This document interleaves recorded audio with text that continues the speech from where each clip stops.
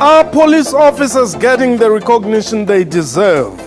Does the public turn a blind eye when the police do exceptional work?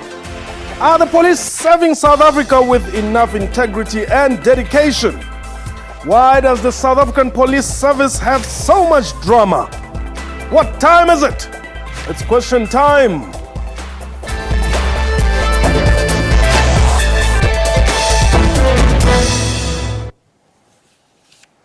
Hello and welcome to the show. My name is Paul Seidu. Reports about the South African Police Service often include allegations of corruption, laziness, brutality against suspects and protesters, and other cases that portray them as villains than heroes. However, there are stories of some unsung heroes and heroines among the ranks of the police service who continue to perform their duties with passion, commitment, and pride. As such, the South African Police Service National Excellence Awards aim at celebrating these acts of bravery and heroism, as well as encouraging other police officers that their good work and professionalism will not go without notice. In studio, I'm joined today by award-winning warrant officer Abraham Haynes of the South African Police Service, and in Cape Town we have another award winner, Lieutenant Thembi Gwe from the South African Police Service, is now in the Western Cape. Welcome to both of you. Lieutenant, let me start with you in Cape Town there. Do you feel that as police officers, perhaps you are sometimes not recognized, or you do not get what you deserve in terms of recognition for the work that you do? Well, the fact that we, as the members, are being recognized for these National Service Excellence Awards, that starts at the station level. From the station, it will go to the province. Then from the province, it will go to the national. It's a symbol, it's a sign that we are being appreciated and we are being recognized. And also from time to time, you will get feedback from the community, from the members of the public, that will give us positive feedback about the things that we are doing as the members that are good within the service in trying to reach out to our communities. Yes. Now, Warrant Officer, doesn't this affect your morale as officers? Sometimes it do. But if you join the police and you are born policeman, you will forget about all the negatives and just look at the positives. And that is where you become dictated to your work, what you do. Whatever obstacles are there, you will pass that obstacles and do what is being expected from you. And our main duty is there to serve the public outside. Okay. Let's talk about the awards. You received some award recently. What was it about? The award I received recently was for the Muhepi murder matter, the forensic auditor, which was shot and killed in Norwood. Yes. Eventually, when we started investigating this matter, it was difficult. In actual fact, we were only starting with cell phone records, which we obtained through Section 205s, and this led us to the arrest of the suspects, of which we later found that was a love triangle, which went horribly wrong. And eventually, Mr. Muhepi was shot and killed on the 18th of October 2013. And we arrested the first suspect in November, and the second suspect we arrested in KZN 7 months after Mr. Muhepi was shot and killed.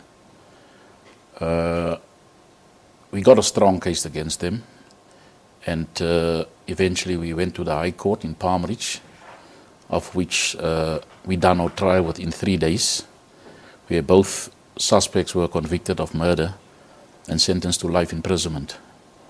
And they have asked for leave to appeal, of which the judge also refused to grant them leave to appeal. Yes. This case particular, as Mr. Muhepi was the financial auditor, at the end of the day, after the investigation or after the court case was finalized, it was very emotional, because you got the family there, and the family expected or the actual fact they want justice. And justice have been served. They were happy. They were even there at the Excellence Awards, and they are the ones who actually congratulate us by the good work we have done. Okay. It was not me alone, obviously. It was my partners, the 5 of them, of us, who were working on this case day and night in conjunction with the family. Yes. We have keep them up to date of each and every step, how the investigation progress until the last day the case was finalized. Okay. Lieutenant Kwe, in your instance, just share with us quickly, why you were awarded the award that you received. There were actually 2 projects that led to the award. The first one was a project called Nwabisa Project, which started with a case that was opened at KwaZakhele Police Station.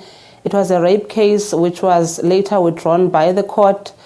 When I first heard about the victim's situation, I took an initiative where I went to visit her. She was living in a shack which was borrowed to her by a family member together with her brother. They were staying in this shack. The condition that the victim was living under, I couldn't believe that there was a human being who was actually living in that shack. So I was so determined to change her situation. The first thing that I've done there was to go around and ask some of my colleagues to donate with food and clothes. And it happened that on the day that I went to do the handing over of those, she was turning 16. And as a result of the rape that happened, she had a 2-year-old baby girl.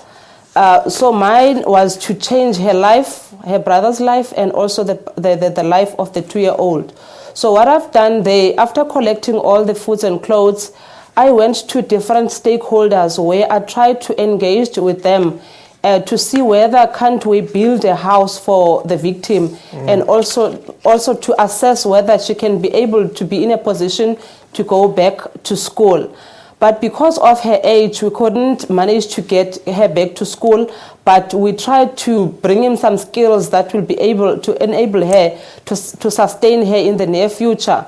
So the house was built for her, and also with the help of Human Settlement and together with Development Agency and SABC Eastern Cape bring in the furniture for the girl. Other stakeholders also donated some stuff for the house.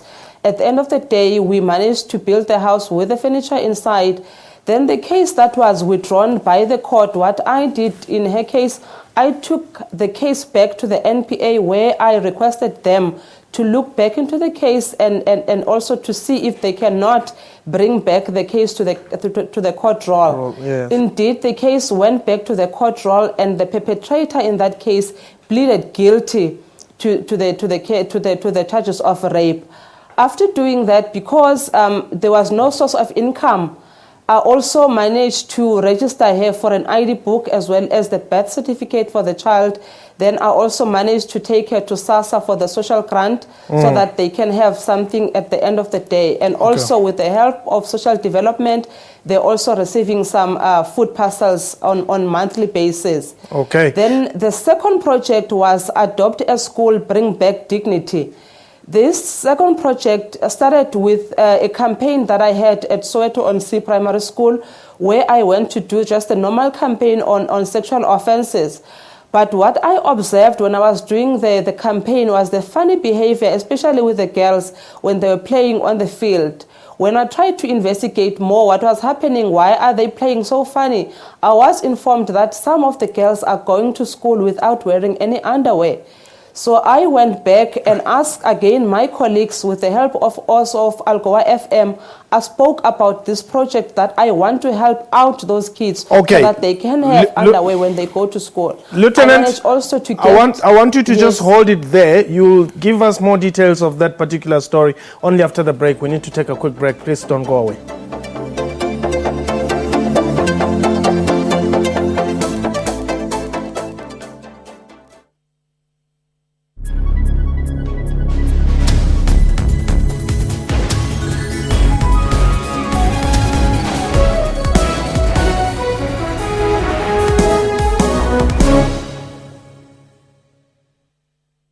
South Africa, if you've got money, then at least you've got justice. Justice is money.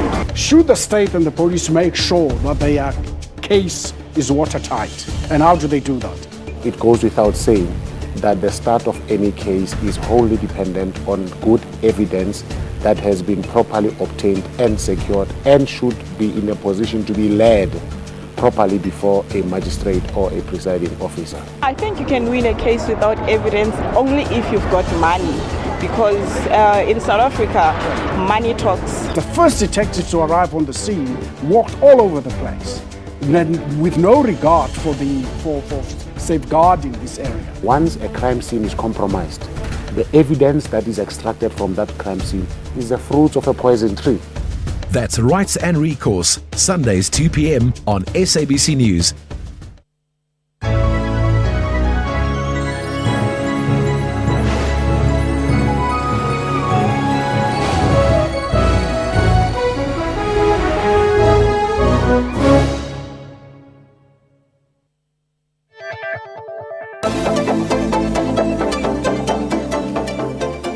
Welcome back. You're still watching Question Time. My guests today are winners of, or rather excellent award recipients from within the South African Police Services, Warrant Officer Haynes.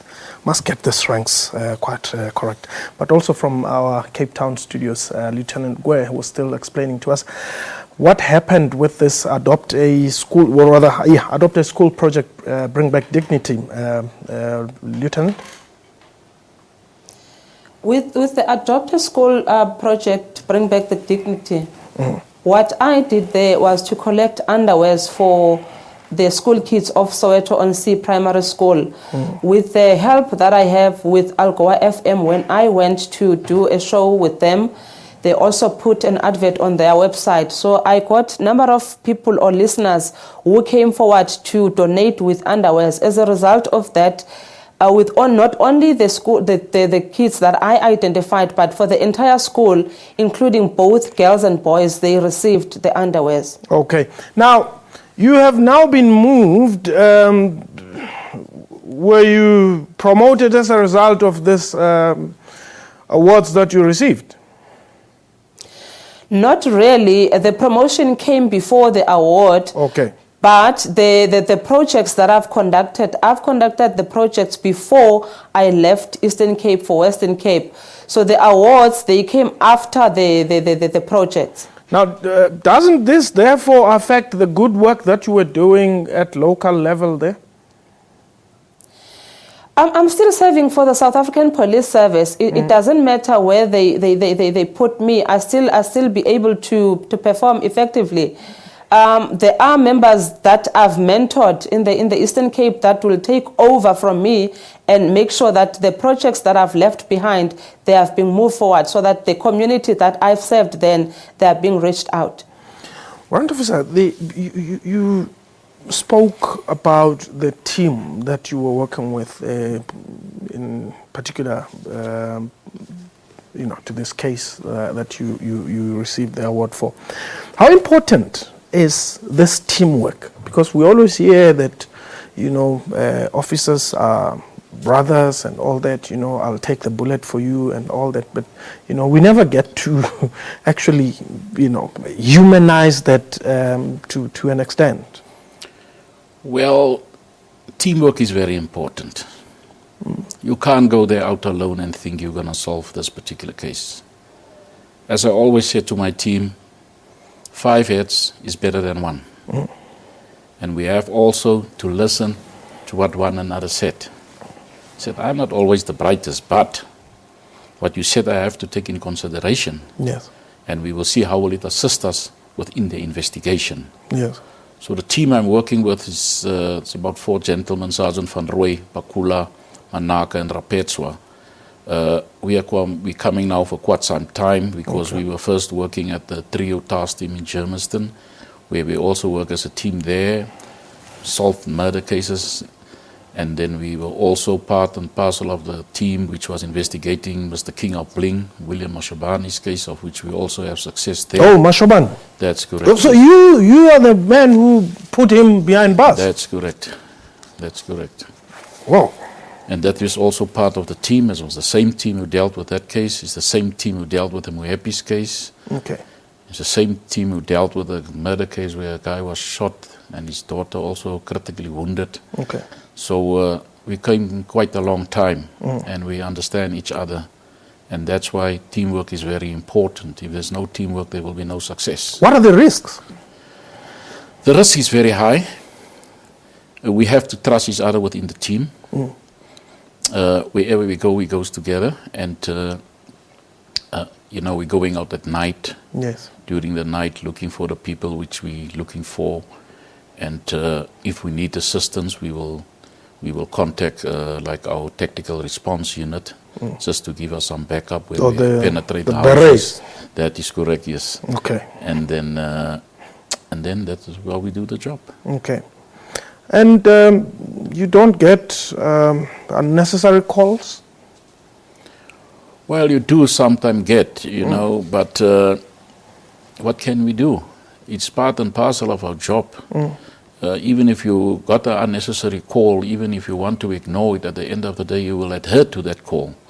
So that is why we are there. Even people is not always happy with you.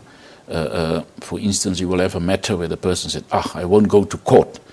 It's just another matter which is going to be thrown out to the court. You have to convince that particular complainant and said, listen, but if you're not going to court, how are we going to put these criminals behind bars? Because you as the victim have to go to court and to testify as to what happened. Okay. And once you testify, that is the only way the court can convict the person and send the person to prison. And it's sometimes difficult with the complainants. And sometimes you can understand that they don't want to go through the trauma again. So because, for instance, example, they've been robbed and tied up in their house. Yes. They have to go to court and they have to look again at the perpetrators. And sometimes it is not easy, especially like people who don't want the kids to go and give evidence in courts. Yes, yes. But we have to do it. And we need the public's assistance in that matter. So whoever is responsible for that crime have to pay for it and have to be put behind bars. I'm interested in the Mashobani case. I'm not saying go into the merits or the demerits of the matter, but there were lots of horrifying statements and stories that were told, around his arrest, things that they were said to be doing to their victims and all that. Are you able to deal with such horrifying graphic detail? Well, I'll take one case, for example. There were more than one cases, obviously, but the specific one I'm talking about where the victim was like suffocated. And, to tell them where is the safe for the firearms, where is the money. And eventually the victim just said, okay, let me tell you where the stuff is. And what was good in that matter, there was video recording inside the house. So they impose as police officials, like wearing police reflector jackets, having firearms next to their hips, and people must think they were police, and in actual fact they were not policemen, And that is one of the things which actually damage the image of the police, where people come and impersonate as police officials, and the public outside will think, but we can't trust the police anymore. I want us to talk about that only after the break. This is Question Time. Please don't go away.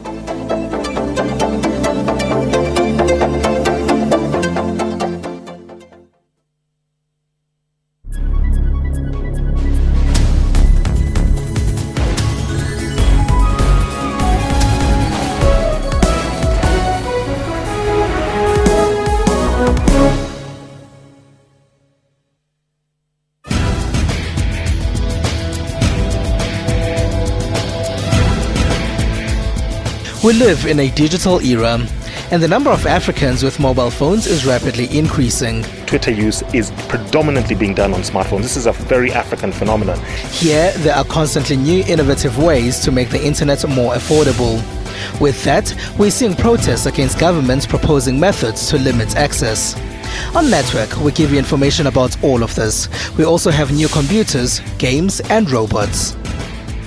Join Siphumelele Zondi on Network every Sunday at 19:30 CAT.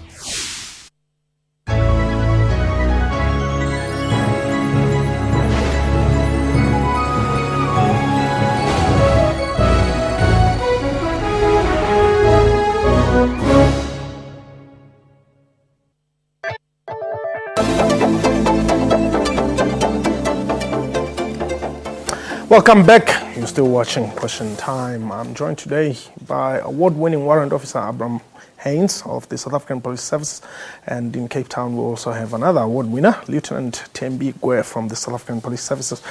Lieutenant Gwe, let me come to you.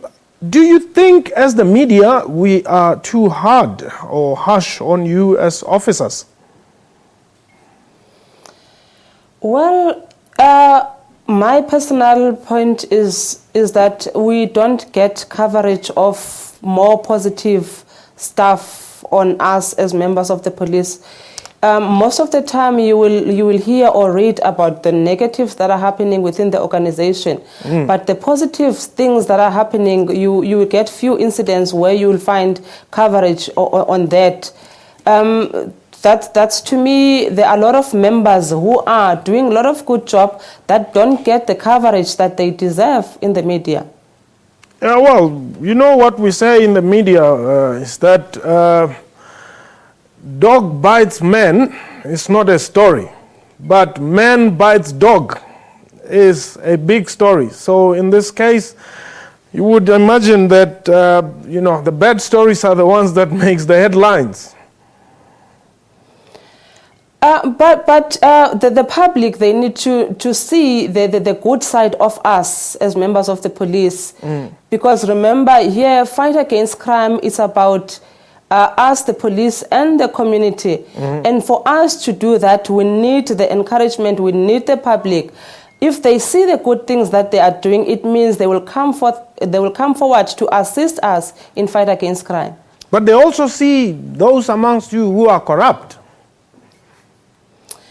Well, if we touch the issue of corruption, within the organization, there are desks that deal specifically with corruption. And from time to time, we do encourage people to come forward and report these incidents, because if they don't come forward, we will not know that there are corrupt police officials. Hence, we encourage them to come forward so that we can be able to investigate and take more steps on those individuals that are corrupt within the organization. However, there are units within the organization that deal specifically with corruption.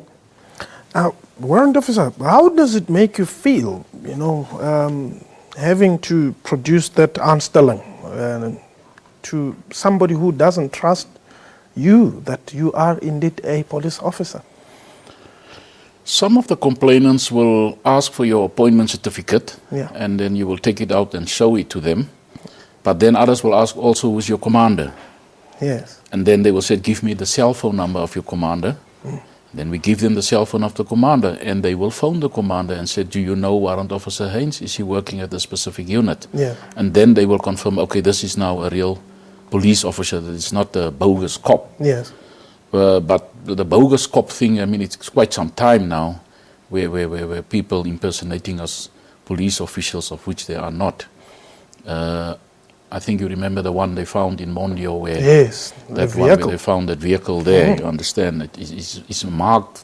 It look exactly like the flying squad vehicles, And then the question you ask yourself, but where do people get these things from, and where is this thing being done? Because now you will have a situation where police chase police. Yes. The one car is the right police, the other car is the wrong police. Yes. And I mean, that thing will have terrible consequences. If there is a shooting incident, people of the public can be shot. If the real police shot at these criminals. So it's difficult.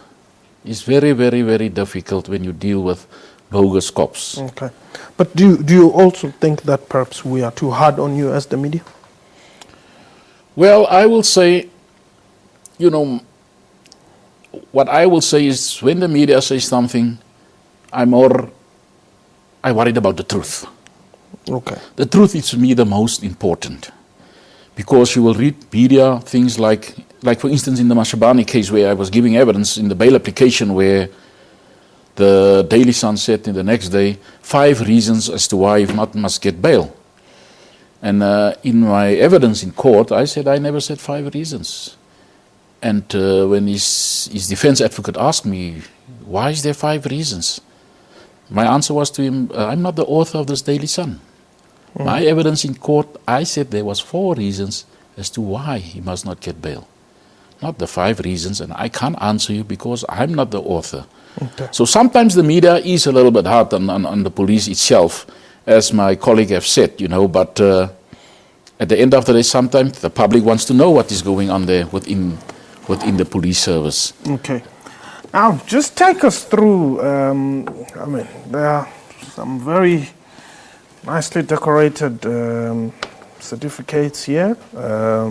One, what is it? Commemoration by the National Commissioner of the South African Police Service Warrant Officer Abraham Bernal Haynes. You're being commended for outstanding services rendered. Now, how does it make you feel to get this? I'm not so sure if it comes with money as well. I think the money story we can leave. It makes you feel, at least there's people outside there within the high ranking of the police service who see what we are doing. Okay. So this reward was the one of the National Commissioners Awards, of which we got for the Mohepi murder matter. Okay. And it would appear you've been sweeping everything. There's another one. This is 2014. Which one is this? The one for 2014, I got so many of them, I don't even know what is what. But I think that one was for the King of Blinks matter. Okay. Where we were also getting a reward. All right. Okay. Perhaps let me just check with you, Lieutenant Gwe. The certificates, do they really bring some sort of relief to you? Do you feel appreciated, receiving this and perhaps a pen as opposed to a check? It brings a motivation. The award with other goodies that comes with it. Okay. It brings a motivation to me as the member. Sometimes as the member, you don't need to be rewarded in a form of a cash or certificate or whatever.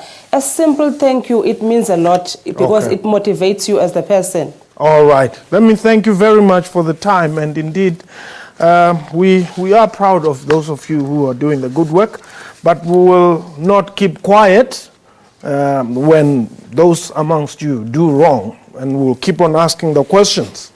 Sometimes we'll ask more questions, in fact, those that you do not want asked, but we will, because that is our responsibility as the media. But congratulations, and continue doing us proud as the best cops in the police service. That was Question Time for today. Question Time at sabc.co.za is our email address, our Twitter handle at QuestionTime24. You can follow me on Twitter as well at Mpho Tsedu. From me and the rest of the crew, have yourself a wonderful time. Goodbye.